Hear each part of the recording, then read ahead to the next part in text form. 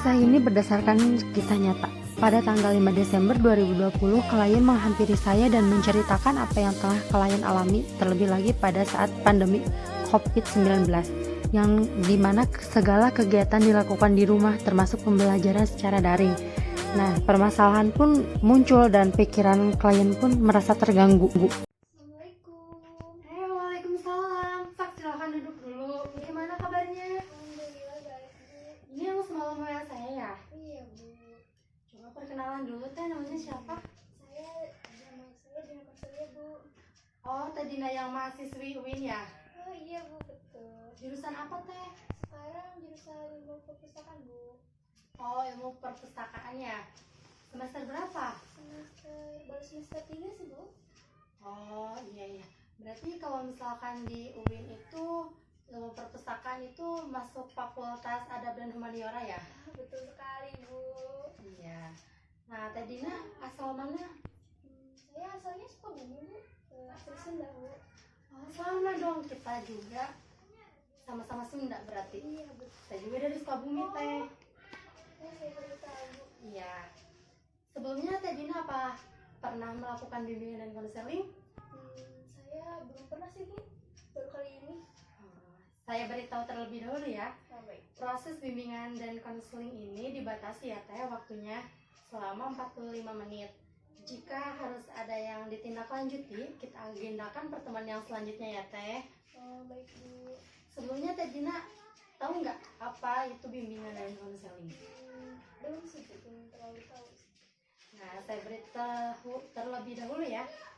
Nah, proses bimbingan dan konseling, interaksi antara konselor dengan konseli, di mana tujuannya untuk mengembangkan potensi dan mengembangkan kehidupan efektif sehari-hari ke arah yang lebih positif dan memecahkan suatu permasalahan ya Teh.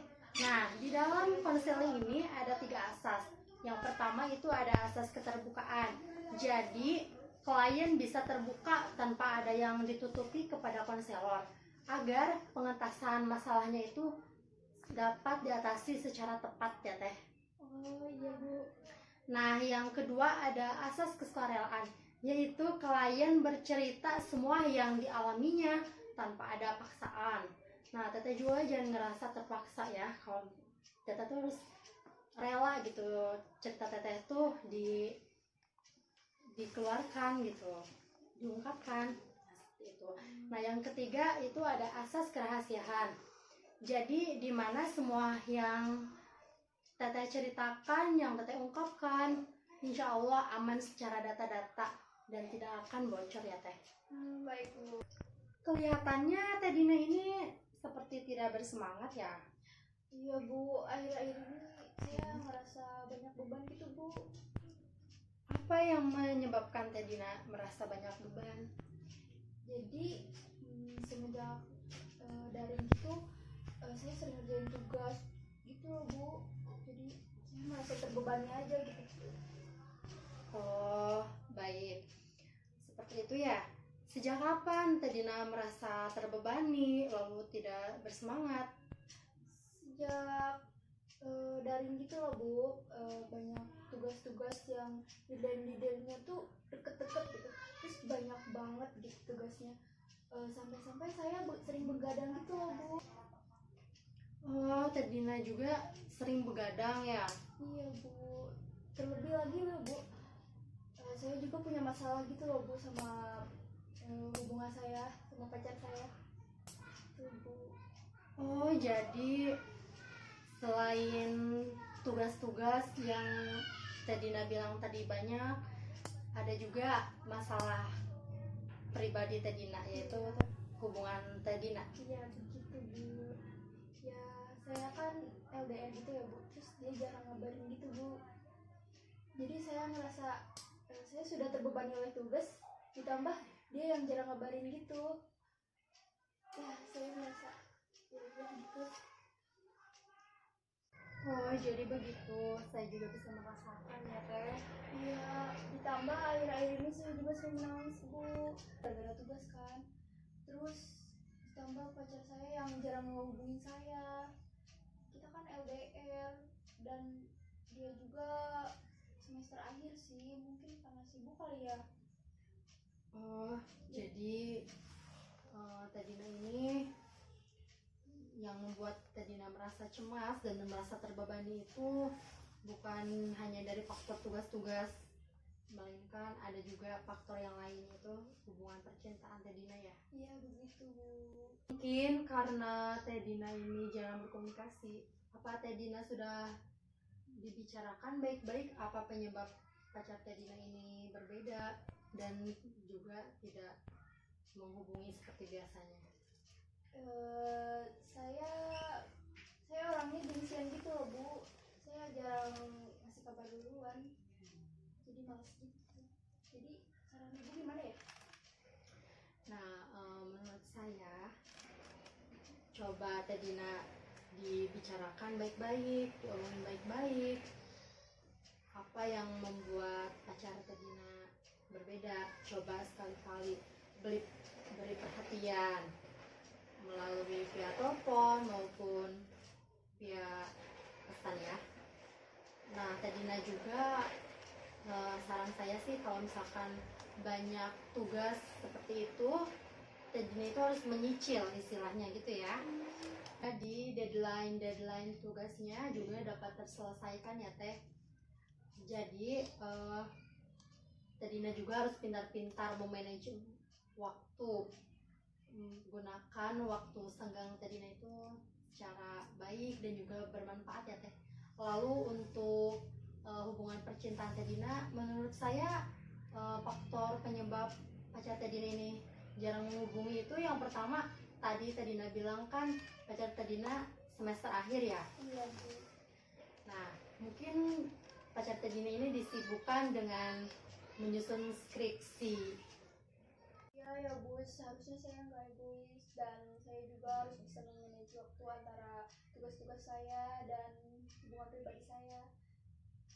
Nah, betul Teh Dina, seperti itu ya. Apa saja yang sudah Teh Dina lakukan kiranya untuk menutupi rasa cemas, rasa sedih, perasaan tidak karuan selama ini?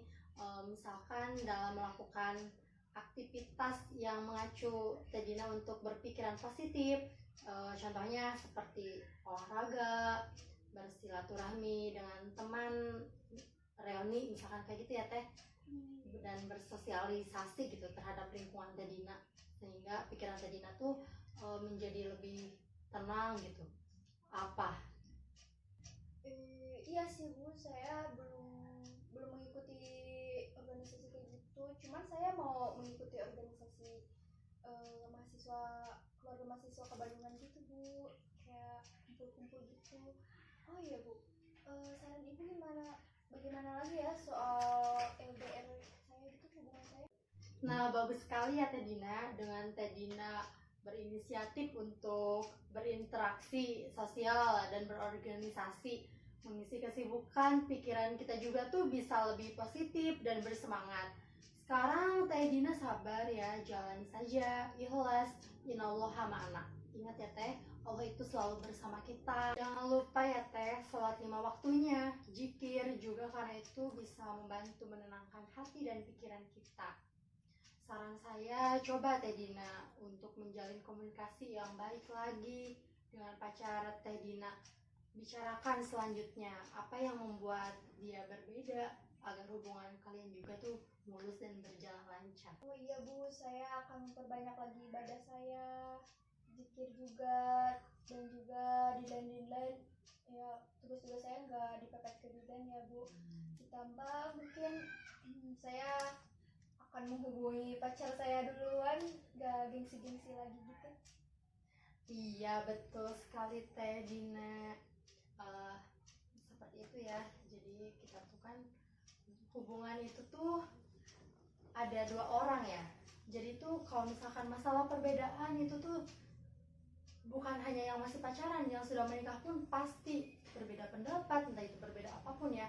Karena setiap orang tuh beda kepala, itu pasti beda isi. Kita itu harus menerima perbedaan-perbedaan itu ya. Karena kita tuh harus bisa menerima kekurangan dan kelebihan pasangan kita. Lalu menyatukan dua kepala itu bukan hal yang mudah ya Teh. Pasti aja selalu ada perbedaan. Tapi bagaimana kita itu menyikapinya. Kita terus selalu berpikir positif terhadap pasangan kita. Pasti itu. Barangkali ada yang ingin Teteh sampaikan lagi? Udah Bu, segitu aja sih Bu. Oke. Bagaimana perasaan Teh Dina setelah melakukan konseling pada kesempatan hari ini? Saya merasa lega, terus juga saya terasa lebih ringan lagi Bu. Terima kasih ya Teh, berarti proses bimbingan dan konseling kali ini berjalan dengan lancar ya Teh. Kalau seperti itu, semoga Teh Dina juga bisa kembali bersemangat. Semoga perkuliahan Teh Dina ini berjalan dengan lancar dan Teh Dina itu bisa menyelesaikan tugas-tugasnya dengan baik.